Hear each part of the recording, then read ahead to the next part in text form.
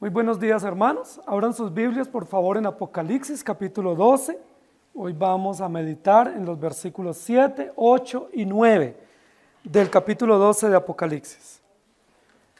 Es un pasaje bastante complejo y necesitamos que el Señor nos dé toda la sabiduría, el entendimiento y la actitud para poder comprender ese pasaje. Dice: después hubo una gran batalla en el cielo. Miguel y sus ángeles luchaban contra el dragón, y luchaban el dragón y sus ángeles, pero no prevalecieron, ni se halló ya lugar para ellos en el cielo, y fue lanzado fuera el gran dragón, la serpiente antigua que se llama Diablo y Satanás, el cual engaña al mundo entero. Fue arrojado a la tierra, y sus ángeles fueron arrojados con él. Estamos estudiando el libro de Apocalipsis y este pareciera un paréntesis para desviarnos fácilmente de la atención o del hilo conductor nuestro, que es Jesucristo, Cordero Vencedor.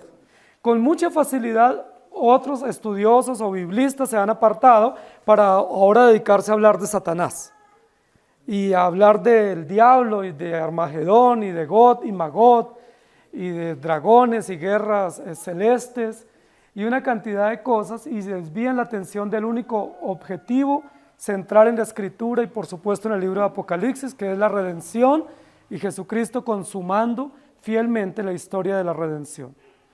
El pasaje de esta mañana nos habla de una gran batalla, y recuerden que en el capítulo 12 se usan mucho las expresiones superlativas o expresiones agrandadas, ¿cierto? Para maximizar o para enaltecer algunas señales o símbolos. En el versículo primero vimos una gran señal, ¿cierto? Y luego en el versículo 3 otra señal, un gran dragón. Y ahora vamos a encontrarnos con una gran batalla, ¿cierto? Una gran señal, un gran dragón, una gran batalla. Para mostrarnos de manera amplia o de manera reiterada que estas señales o estos símbolos revisten una gran importancia y no pueden ser pasados por alto. No podemos simplemente verlos como símbolos sencillos o simples, o señales simples, sino como grandes señales o eventos enormes, diríamos nosotros hoy en un lenguaje un poco más castizo, un evento enorme en la historia. Aquí nos va a hablar hoy de una gran batalla en el cielo. Yo quiero que ustedes vayan notando conmigo que en el capítulo 12 hay un juego de escenarios. En primer lugar, hablándonos de lo que se ve en el cielo y sucede en el cielo, y luego lo que acontece en la tierra. Recordemos que el primer versículo nos dice: una gran señal en el cielo, una mujer vestida del sol, celeste, radiante, refulgente, y luego aparece en la tierra con dolores de alumbramiento y expuesta al peligro casi de morir o de que su hijo sea arrebatado por este gran dragón. Pero la señal aparece en el cielo. Dijimos que es la iglesia triunfante, ¿cierto? La iglesia destinada desde antes de la fundación del mundo para reinar y gobernar por la obra de Cristo. Luego en el versículo 3 aparece otra señal en el cielo, un gran dragón escarlata, aparece en el cielo. Un gran dragón rojo, criminal, sangriento, feroz, sediento de sangre, que representa nada más ni nada menos que Satanás, el autor del mal, el origen del mal. Pero luego ese gran dragón escarlata aparece arrojado en la tierra, y con su cola arrastrando una cantidad de ángeles y persiguiendo o asediando a esta mujer indefensa que tiene que huir al desierto. Luego en el versículo que nos ocupa en esta mañana, dice: después hubo una gran batalla en el cielo. Tenemos ya 3 eventos en el cielo, 2 señales y ahora una guerra cósmica. Y luego vamos a ver que hay 3 realidades en la tierra. Primero una mujer que está a luz o huyendo al desierto, luego un dragón que fue arrojado y ahora toda una sentencia que viene sobre estos ángeles destituidos del cielo o de la gloria de Dios. Después de esto hubo una gran batalla en el cielo. Cuando nosotros encontramos el término en la Biblia batalla o la realidad de la batalla, pues no es un evento nuevo. La Biblia dice que siempre habrán guerras y rumores de guerra y que siempre hay batallas. El tema de las guerras o de las batallas no es nuevo en nuestra sociedad. Los seres humanos siempre hemos vivido en batallas, ¿sí? Y hay guerras terribles y hay guerras devastadoras. Nosotros, por ejemplo, hoy en día presenciamos unas guerras, especialmente en el Medio Oriente, que son terribles, ¿cierto? Entre los palestinos, los sirios y muchos países involucrados, guerras donde todos los días hay muertos y donde hay grandes devastaciones y hay afectaciones en la sociedad. Se llaman guerras santas, ¿cierto? O guerras justas, pero realmente todas las guerras lo que muestran es que hay dolor y hay violencia. Pero esta guerra que nos va a describir el versículo de Apocalipsis 12, capítulo 7, es una gran guerra en el cielo.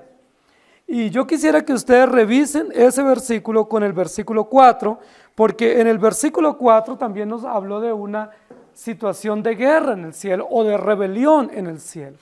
El versículo 4 nos dice que ese gran dragón se rebeló y fue echado a la tierra. Pero ahora en el versículo 7 dice que hubo una gran guerra o una gran batalla en el cielo. Miguel y sus ángeles luchaban contra el gran dragón y luchaban el dragón y sus ángeles. Para muchos de los que leen la Biblia piensan que aquí estamos ante un evento que ellos llaman una guerra en el cielo entre Satanás y los ángeles de Dios o los arcángeles de Dios, como dos ejércitos enfrentados. Y la mayoría de los que estudian la Biblia dicen que este evento sucede, algunos dicen que sucede durante la gran tribulación, que para ellos es un evento que todavía está por venir, es decir, es un evento escatológico futuro y que durante ese periodo que para muchos va a ser de 7 años literales, a la mitad de esos 7 años, según ellos entienden los 1260 días del versículo anterior, va a haber un periodo de gran tribulación. Los creyentes estarán acá afrontando la gran tribulación, sufriendo, muchos muriendo, muchos torturados, y en el cielo va a haber una guerra entre Miguel, que comanda los escuadrones celestiales, y Satanás, que comanda los escuadrones infernales.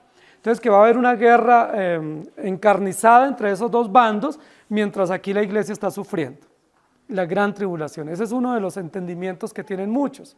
Otro de los entendimientos es que esa guerra va a ser en el cielo entre dos fuerzas de poder del bien y del mal, mientras la iglesia está siendo arrebatada.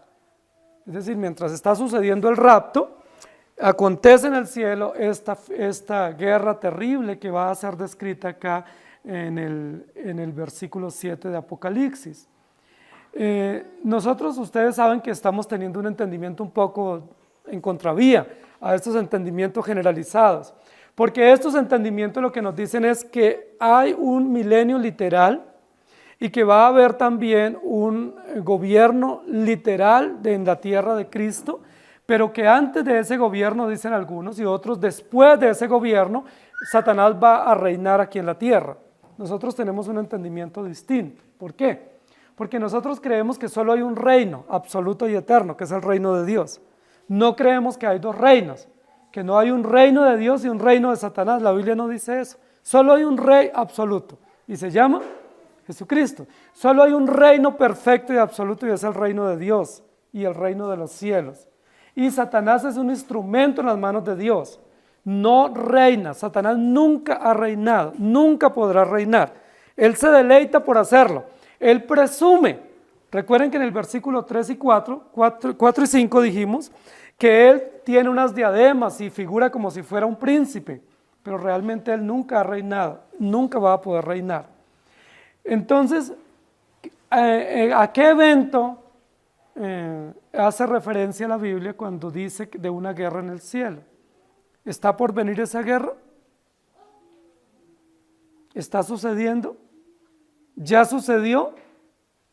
¿Cuántas guerras en el cielo se han dado entre Dios y Satanás? Algunos hablan de 2, algunos hablan de 3. Entonces hablan de una guerra inicial que se dio según Ezequiel 14 y Isaías 28, que esa fue la primera guerra que se dio entre Dios y Satanás cuando fue arrojado, destituido. Otros hablan de esta guerra que es entre Miguel y el dragón. Y luego hablan de una tercera guerra que es entre Gog y Magog, que es otra guerra entre aliados poderosos, perversos, que se enfrentan contra Dios. ¿Cuántas guerras hay en el cielo? Bueno, si decimos que hay 3, o si decimos que hay 2, pues estaríamos casi diciendo que hay varios rounds, es decir, que Dios no ha podido derrotar a Satanás.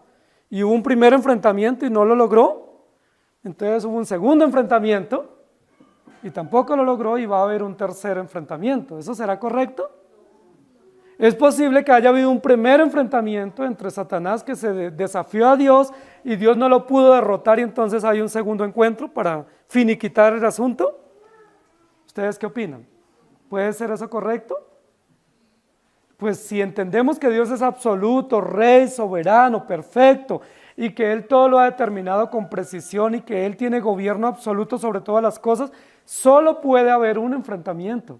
Y en ese primer y único enfrentamiento, Satanás fue totalmente derrotado y totalmente destituido. Entonces, ¿a qué se refiere este evento? Porque claramente habla de una guerra en el cielo donde Miguel y sus ángeles luchaban contra el dragón.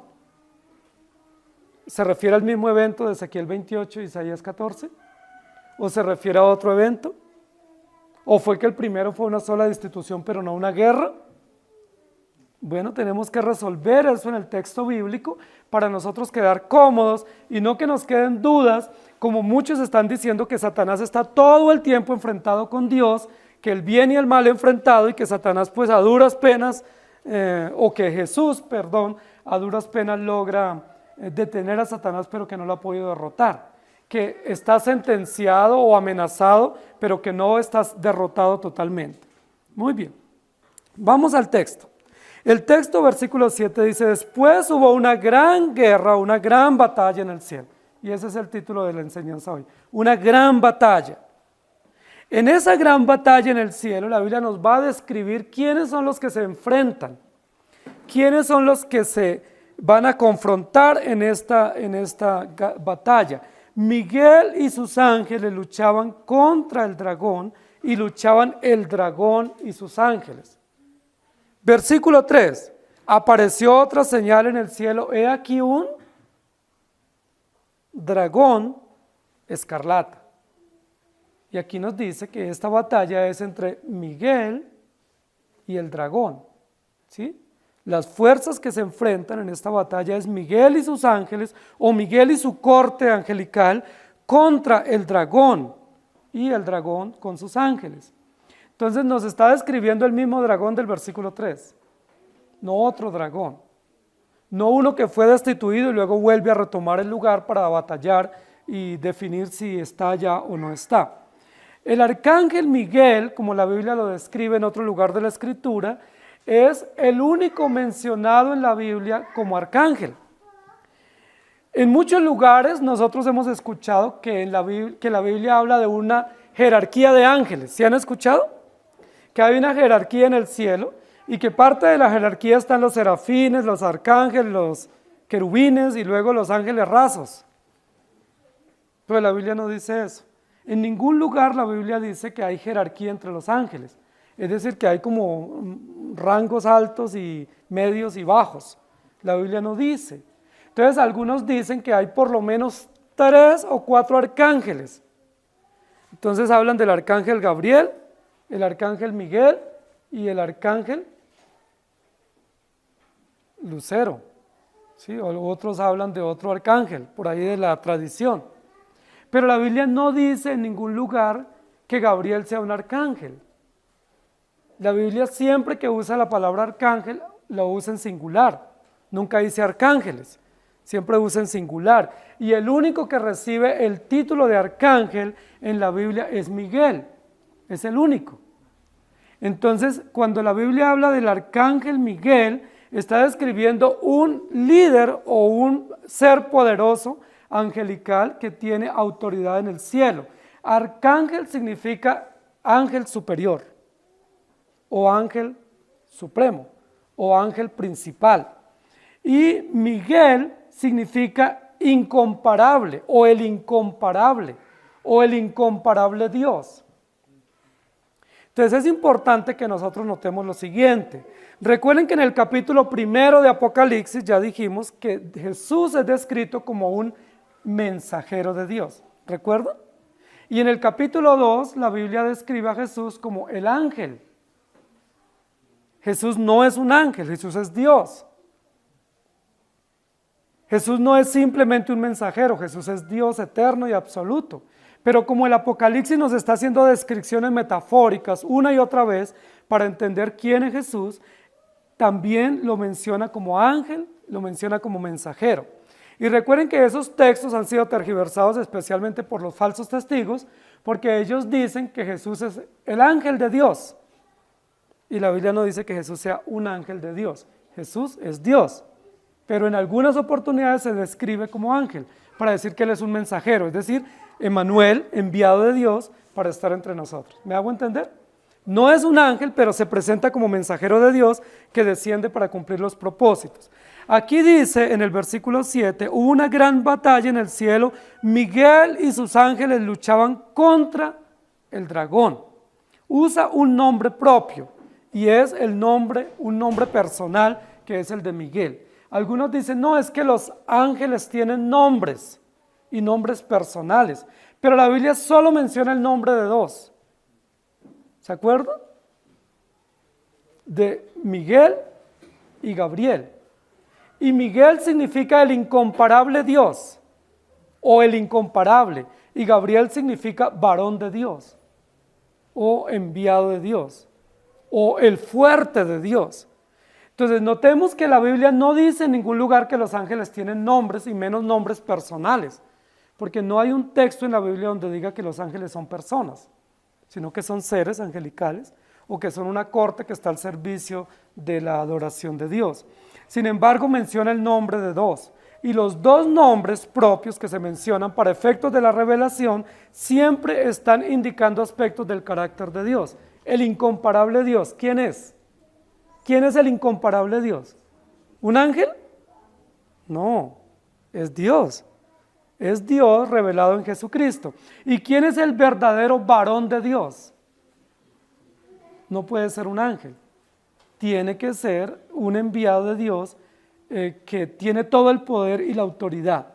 Muy bien, entonces, algunos dicen que es que Miguel es el jefe de defensa del cielo, que es el ministro de defensa, ministro de guerra del cielo y que él tiene el encargo de todos los ángeles, pero la Biblia no dice en ningún momento eso.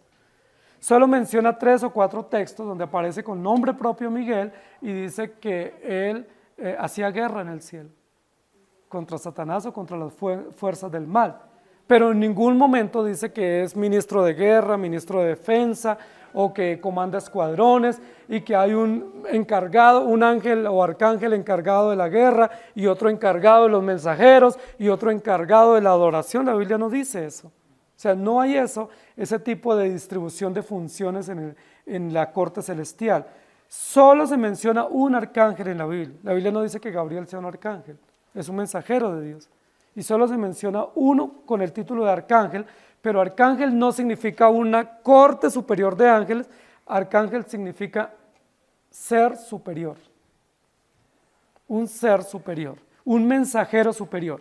La pregunta que nos tenemos que hacer entonces, ¿está hablando aquí la Biblia de un ángel común como cualquier otro ángel encargado de unas tareas de guerra contra Satanás? ¿O está aquí haciendo una descripción metafórica, simbólica de Jesucristo, el varón de Dios o el incomparable Dios de Israel, que comanda los escuadrones de los ángeles y que se enfrenta con este dragón escarlata que es Satanás para vencerlo? Génesis capítulo 3, versículo 15 nos da la clave para interpretar. Y dice que de la simiente de la mujer viene el Salvador. Y que el Salvador tiene una guerra ya establecida por decreto contra la simiente de la serpiente. ¿Y quién va a derrotar la simiente de la serpiente? El hijo de la mujer, que es la simiente de la mujer o la simiente de la iglesia, es decir, Jesucristo el Hijo de Dios, o el varón de Dios, o el mensajero de Dios, o el incomparable Dios. El capítulo lo describe acá al comienzo.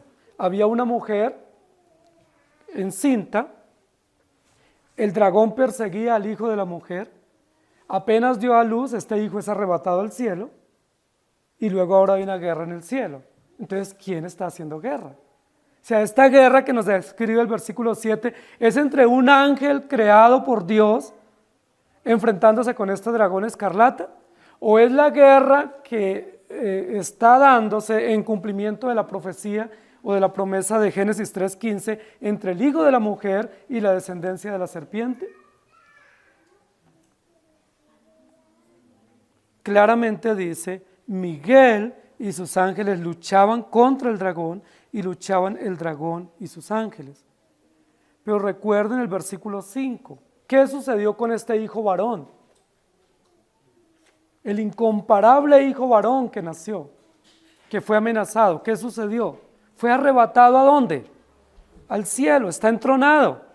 Recuerden que después de la humillación de Cristo vienen los eventos de la exaltación y en la exaltación Jesucristo se entrona. Es decir, toma el lugar nuevamente, y lo que nos dice es, esta gran batalla sucede inmediatamente después de la entronación. Entonces no es la batalla de Génesis del comienzo, ni la de Ezequiel 14, Isaías 28, sino que nos está hablando de una batalla que se da o que se oficializa una vez Jesucristo toma el trono nuevamente. Queridos hermanos, aquí lo que la Biblia nos va a decir, y lo más importante, es que la batalla se va a librar contra Satanás. Contra Satanás. La pregunta es, ¿Satanás estaba todavía con derecho de estar en el trono de Dios? Cuando Jesucristo asciende después de la resurrección y se entrona, ¿Satanás todavía tenía libre derecho de entrar al trono de Dios? Porque algunos dicen que Satanás se pasea todos los días por allá y lleva recados. ¿Sí? Algunos creen eso, que Satanás viene acá y por ejemplo dice, oye, fulano de tal no vino a la iglesia, ¿cierto? Debe ser que está de puente. Entonces él va y lleva el recado más rato. ¿Sí? Eso dicen muchos.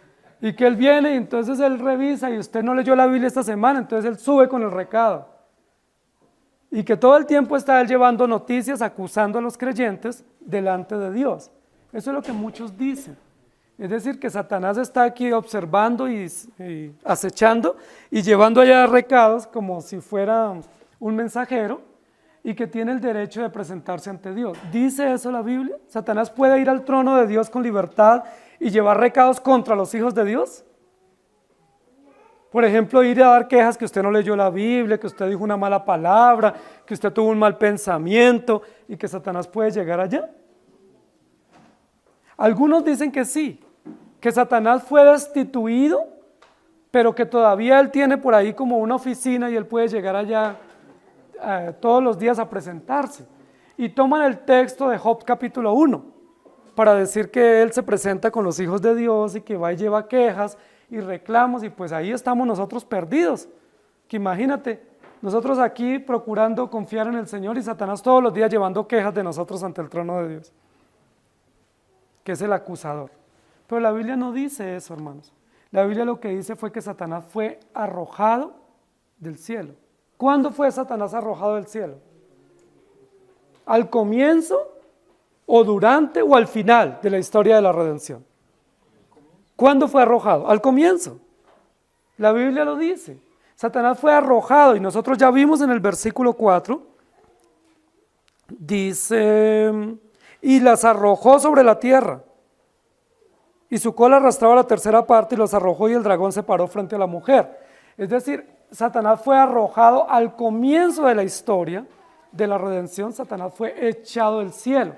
Y recuerden que lo hemos dicho una y otra vez que la palabra arrojar significa lanzar con violencia. ¿Sí? Es decir, fue destituido, fue echado fulminantemente del cielo, de tal manera que Satanás no tiene arte ni parte.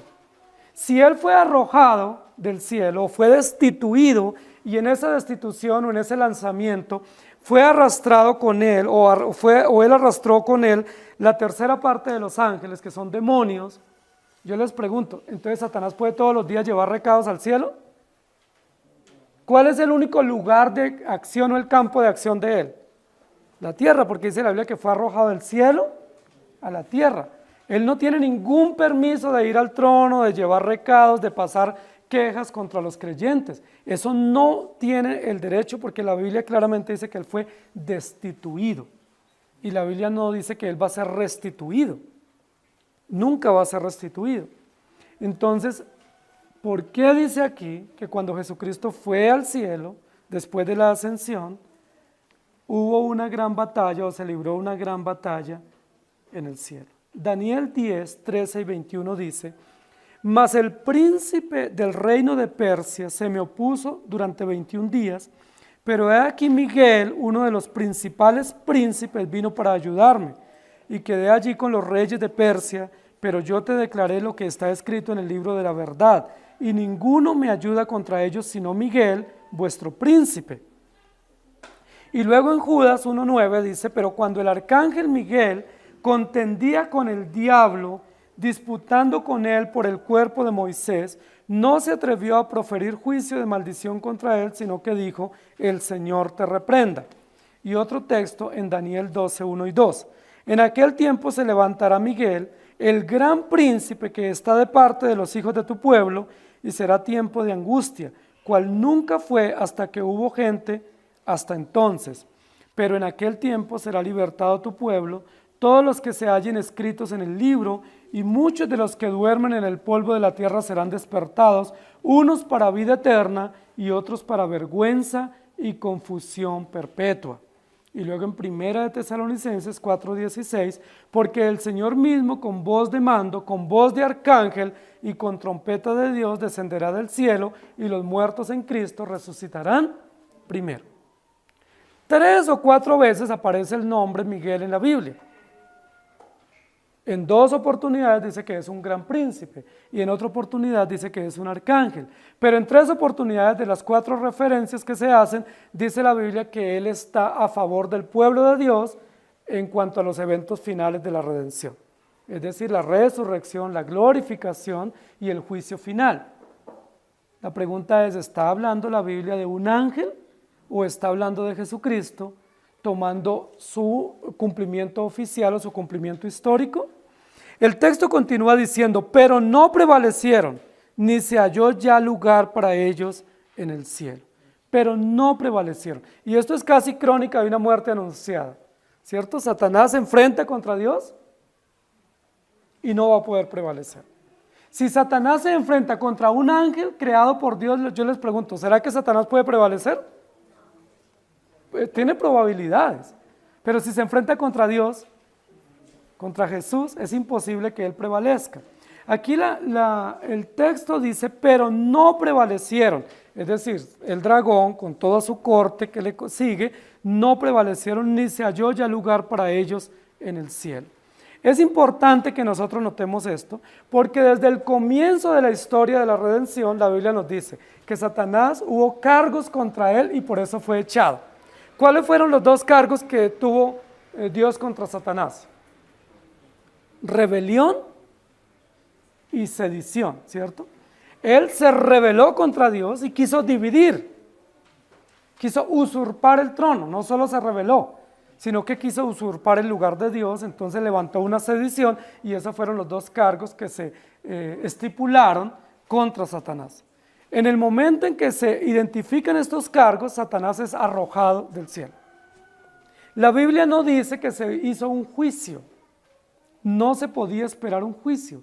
Sencillamente hay cargos contra Satanás. Satanás es echado. Se echó a la tierra. Y se comienza un juicio. Se comienza un juicio donde tiene que haber todos unos componentes judiciales para que se dicte una sentencia. Pero mientras eso se da, Satanás está en la tierra. ¿Y qué hace en la tierra? ¿Qué dice la Biblia? Fue echado para hurtar, matar y destruir. Satanás, hay cargos contra él, por eso es arrojado a la tierra, pero él comienza a atacar la creación de Dios, especialmente la descendencia que conlleva a Jesucristo. Por eso desde el comienzo lo vamos a ver en el Edén. Satanás ni fue muerto, ni fue condenado en esa expulsión. Sencillamente fue expulsado del cielo, de su lugar de privilegio, y no tiene derecho en el trono de Dios. Pero fue dejado con libertad aquí en la tierra para que él cumpla un propósito. ¿Cuál fue el propósito que Dios le dio? Hurtar, matar y destruir y perseguir la descendencia de la mujer. ¿Me hago entender? Esa es parte del oficio o de la tarea que él ocupa, pero no en el cielo. Entonces, en este evento que se está narrando aquí en Apocalipsis capítulo 12, lo que nos está diciendo es, Satanás siempre ha querido prevalecer. Primero no prevaleció en el cielo, por eso fue echado. Luego en el Edén quiso atacar a la mujer y la engañó, pero él salió sentenciado. Porque ahí fue un segundo evento en la tierra donde Satanás volvió a perder. Primero perdió el lugar de privilegio y de ser un ángel al servicio de Dios se constituyó en diablo, engañador, ¿sí? O el suplantador, el adversario. Y luego viene a la tierra. En la tierra se enfrenta a la mujer para engañarla, pero ahí Dios defiende a la mujer y Satanás recibe una sentencia de muerte, una advertencia, una amenaza de que va a ser herido de muerte. Génesis 3:15. Y por eso dice la Biblia que él va a seguir persiguiendo a la mujer. A lo largo de la historia de la redención, especialmente en el Antiguo Testamento, vamos a ver muchos intentos de Satanás o de este dragón criminal para perseguir la descendencia de la mujer de la cual viene el Mesías. Uno de Génesis 3. Otro evento se va a dar en el capítulo 4 de Génesis, cuando Caín se levanta para matar a Abel. Y sucesivamente vamos a encontrar muchos eventos. Otro lo vamos a encontrar ahí en la época del diluvio. ¿Se acuerdan? Cuando parece que casi toda la descendencia desaparece. Luego nos vamos a ver otro evento de riesgo para la descendencia de la mujer cuando Abraham no podía tener hijos porque Sara era estéril. Luego cuando nace ese hijo de la promesa y Dios le dice ve y sacrifícalo, y así sucesivamente durante 4000 años vamos a ver entre comillas amenazada la descendencia de la mujer. ¿Quién la amenazaba? Imperios, emperadores, Faraón, los babilonios, otros, ¿cierto? Los mismos, el reino del norte, Jezabel atacó a los del reino del sur, Atalía también. ¿Sí? Quisieron destruir la descendencia de Ocosías, es decir, a través de toda la historia, este dragón ha querido exterminar la descendencia de la mujer. ¿Cuál siempre ha sido el objetivo? Jesucristo. Pero ¿cuál es aquí la constante que la Biblia nos va a decir? No prevaleció. Esa es una constante. Satanás nunca ha podido prevalecer. Por eso nosotros no podemos pensar que el bien y el mal son dos fuerzas en igualdad de condiciones. Porque lo que la Biblia dice es que Satanás nunca ha prevalecido y nunca prevalecerá. Hubo un primer momento. En ese primer momento se estipulan unos cargos contra Satanás y es arrojado a la tierra. Y se le advierte de que va a ser herido de muerte. ¿Cuándo se logra la herida de muerte contra Satanás? En la crucifixión. Recuerden que Satanás vino para hurtar, matar y destruir. Hay 3 enemigos que la Biblia dice que son los enemigos del pueblo de Dios: Satanás, el pecado y la muerte. ¿Cuándo se derrotó a Satanás? En la cruz, en el Calvario. ¿Cuándo se venció el pecado y la culpa condenatoria del pecado contra los creyentes? En la cruz. ¿Cuándo se derrotó la muerte? En la resurrección. Es decir, estamos ante el cumplimiento histórico de la derrota judicial de Satanás. Primero los cargos y su destitución, y ahora la derrota oficial del juez justo que sustituye a los creyentes y que cumple toda justicia ante Dios. Pero aunque Jesucristo derrotó a Satanás y venció la muerte, todavía esos eventos o esos logros o ese alcance o esos méritos no habían sido totalmente eficaces hasta que Jesucristo se entrona. Cuando Jesucristo sube al trono nuevamente, que es descrito aquí en el versículo 5, el hijo varón es arrebatado para Dios y para su trono. Es allí cuando oficialmente en el trono se da una sentencia. ¿Y cuál es la sentencia para Satanás? Totalmente vencido, totalmente derrotado, totalmente sin prevalencia contra Dios y contra el pueblo de Dios. Eso no se había dado, porque al comienzo de la historia lo que se había dado era una destitución de Satanás, pero no se había dado el veredicto o no se había dado la sentencia, mejor, con todo el alcance judicial de Cristo a favor de la iglesia y a favor de la justicia de Dios y contra Satanás y contra los enemigos del creyente. Por eso lo que nos está describiendo el capítulo 12 de Apocalipsis es el evento histórico de cómo Jesucristo cumplió fielmente todas las disposiciones de la redención, a favor de la justicia de Dios, contra Satanás y los enemigos de la iglesia y a favor del pueblo redimido. La Biblia lo que nos va a decir, Satanás no prevaleció. Bueno, sabíamos eso, no iba a prevalecer. Si había sido destituido con unos cargos, pues sabíamos que esos cargos seguían contra él y que iba a ser totalmente derrotado en el trono. Jesucristo cuando sube al trono sube como cordero vencedor, venciendo y para vencer, y lleva todos los méritos o los alcances de la cruz y los presenta ante el trono de Dios, y en ese tribunal o en ese trono de Dios se ratifica que se han satisfecho todas las demandas de la justicia y que se han vencido todos los enemigos, de tal manera que la gran batalla que aquí se libra no es una batalla de combatientes, sino es una batalla judicial.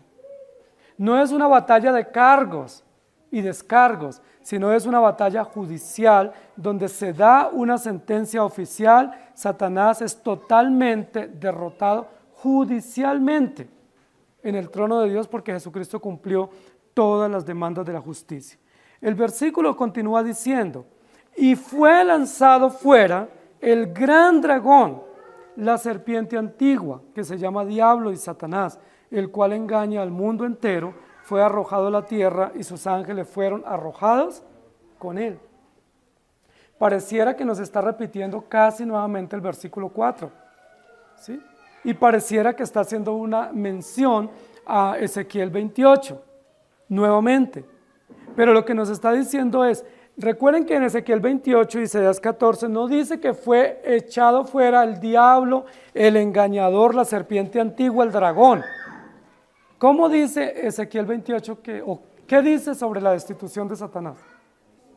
Dice, oh lucero de la mañana, tú que eras el resplandor, ¿cómo caíste y fuiste echado? Pero no usa esos títulos esos adjetivos calificativos para describir todo el carácter malévolo de este ser. Aquí usa una cantidad de sinónimos. Dice gran dragón, serpiente antigua, diablo, Satanás, engañador. Usa varios sinónimos para describir el carácter y el alcance de lo que Satanás ha hecho a lo largo de la historia de la redención.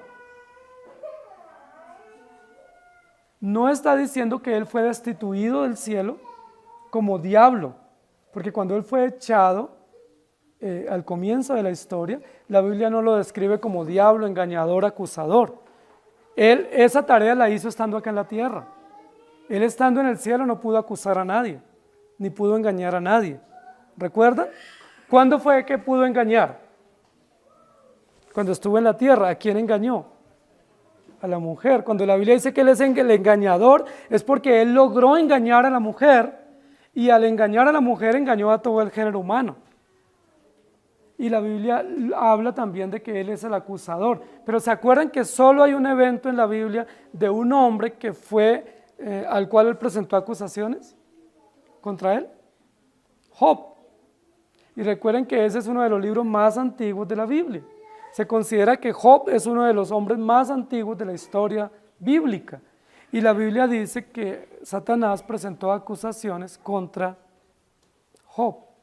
Entonces, si Ezequiel 28 dijera, o Isaías 14, si hablando de Satanás antes de presentarse la historia de la redención, si dijera que fue lanzado el engañador, nosotros nos preguntaríamos, pero ¿cuál engaño causó? ¿O cuál acusación causó? Si lo único que él causó fue una rebelión contra Dios y una sedición. Esos fueron los cargos. Pero estando en la tierra fue que él manifestó su carácter engañador y acusador y diabólico como adversario y como una serpiente feroz, no contra Dios directamente, sino contra la descendencia de la mujer y para exterminar la historia del Mesías o el advenimiento del Mesías. Y fue lanzado fuera el gran dragón, claramente nos está diciendo es la batalla judicial que se libra y que donde se presentan ya todos los alcances de la justicia cuando Cristo asciende al cielo. Satanás no puede prevalecer. Por supuesto, no tiene defensor, no tiene quien lo defienda, solo tiene acusaciones contra él por lo que él ha hecho. Jesucristo es el mismo que lo acusa y que tiene todas las pruebas.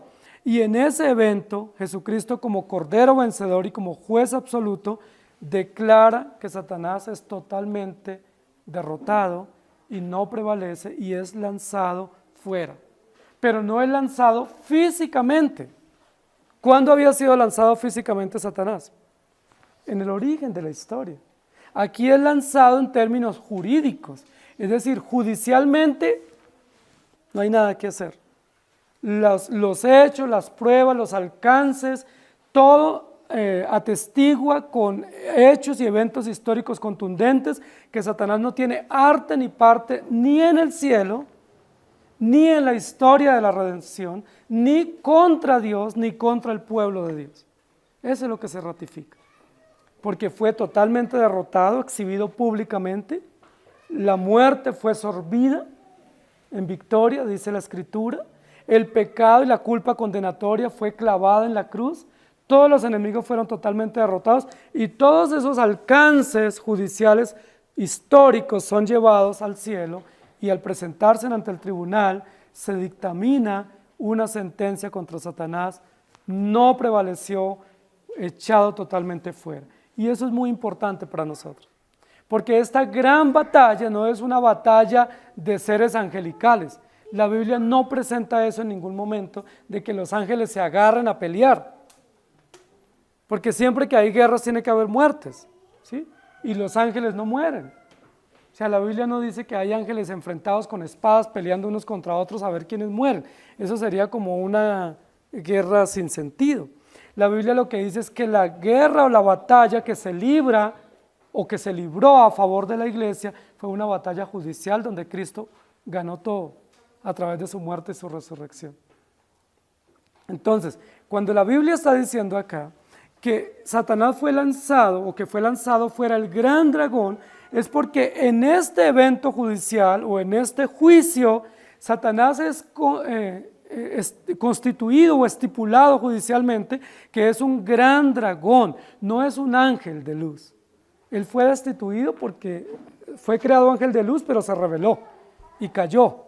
Pero aquí en este juicio se dictamina y queda por escrito que es un gran dragón, es una serpiente antigua, es un diablo o adversario y es un Satanás, autor del mal, encargado de engañar. Cuando dice aquí engaña al mundo entero, pues por supuesto sabemos que el evento de Génesis abarcó toda la humanidad y todos cayeron o caímos en ese engaño destructivo del poder de Satanás. Oficialmente Satanás está derrotado, es expulsado jurídicamente, no tiene ningún acceso, no era que él subía todos los días a llevar recadas, él ya había sido destituido, pero ahora oficialmente por sentencia Satanás no tiene ningún lugar en el cielo. ¿Qué es lo que nosotros vemos entonces? Que Génesis 3:15 se cumple, la promesa redentiva se cumple. Génesis 3:15 dice, y pondré enemistad entre ti y la mujer, y entre tu simiente y la simiente suya. Esta te herirá en la cabeza, y tú le herirás en el calcañar.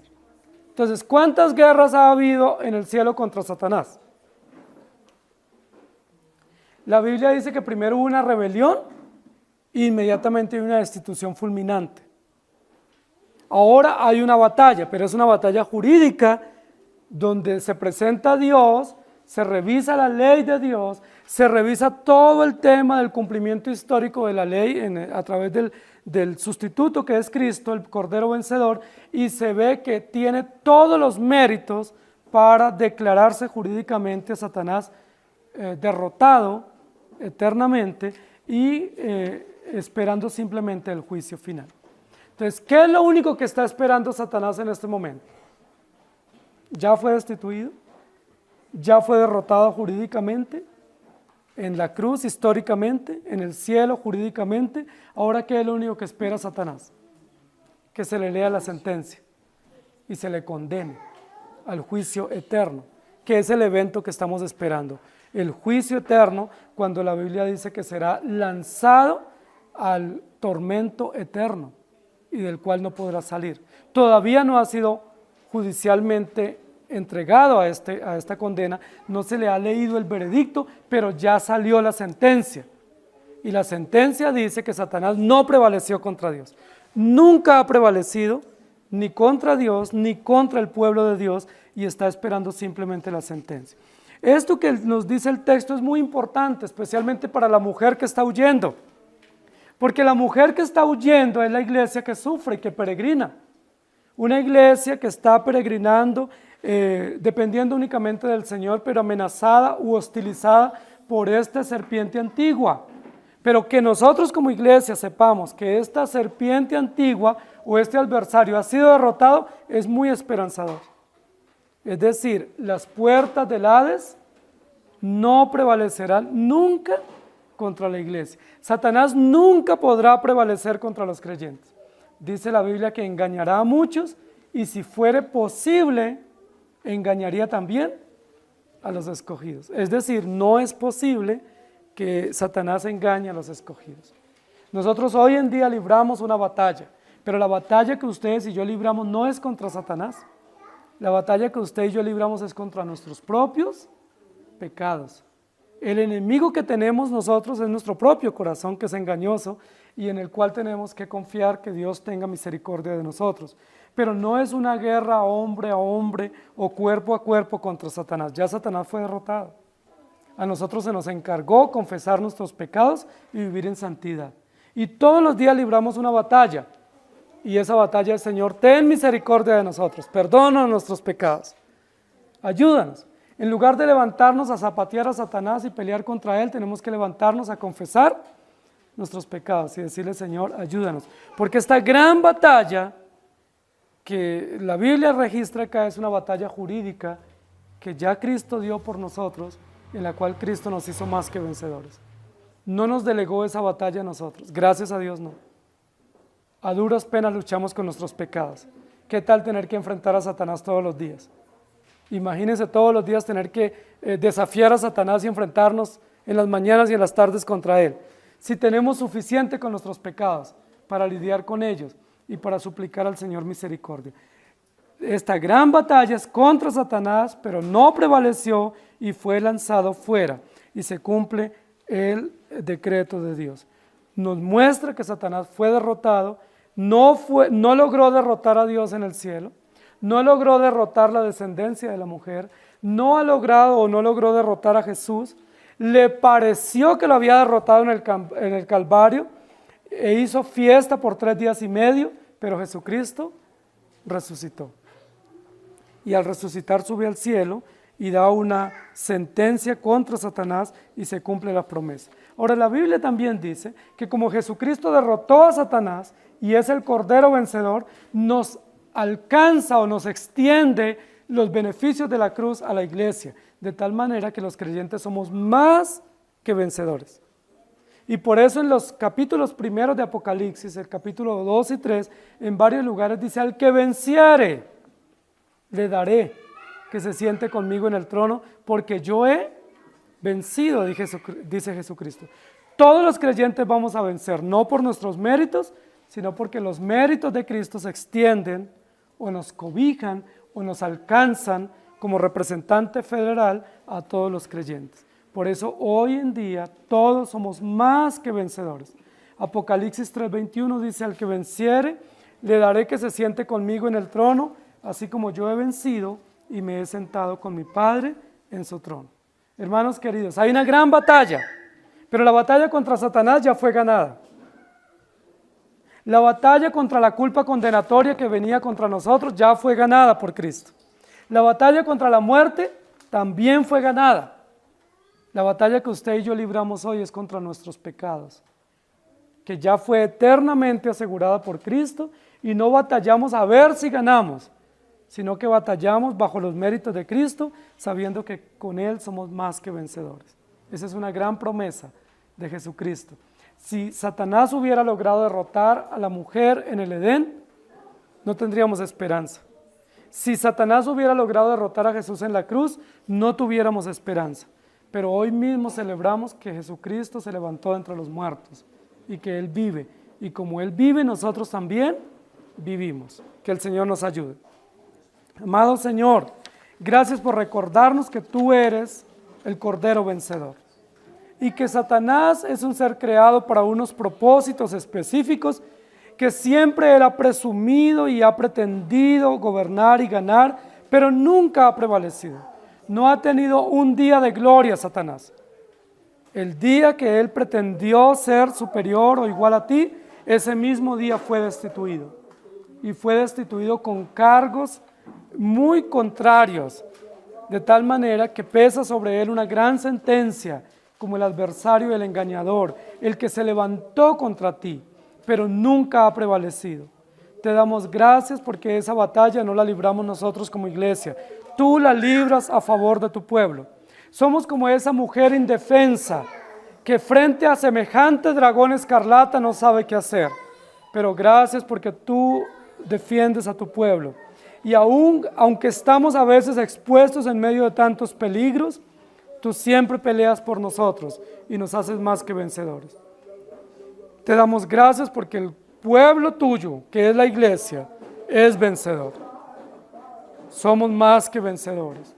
Tú ya otorgaste o pusiste a la cuenta de la iglesia todos los alcances de tu Hijo Jesucristo en la cruz, de tal manera que nosotros somos el pueblo de la victoria, venciendo y para vencer a través de Jesucristo, el Cordero vencedor. Gracias porque Satanás es un instrumento en tus manos para unos propósitos limitados que tendrá que someterse y sujetarse a cumplirlos. No tiene libertad, no tiene autonomía, no tiene ningún aspecto del carácter que tú tienes. No es omnisciente, no tiene acceso al trono, no puede llevar y traer informaciones, sencillamente es un instrumento que trae muerte y destrucción a los que tú le has delegado. Pero tu iglesia está a salvo, porque tú la compraste con precio de sangre. Esa es una gran noticia para nosotros como creyentes hoy. Es una gran noticia para los creyentes. Nuestra lucha no es contra Satanás, nuestra lucha es contra nuestro propio pecado, contra instituciones que encarnan ideas contrarias a la verdad tuya y contra sistemas perversos de maldad, que solo los podemos vencer a través del Evangelio y a través del testimonio. Gracias te damos por eso. Nos has hecho más que vencedores en Cristo Jesús, Señor nuestro. Amén. Señor les bendiga, iglesia.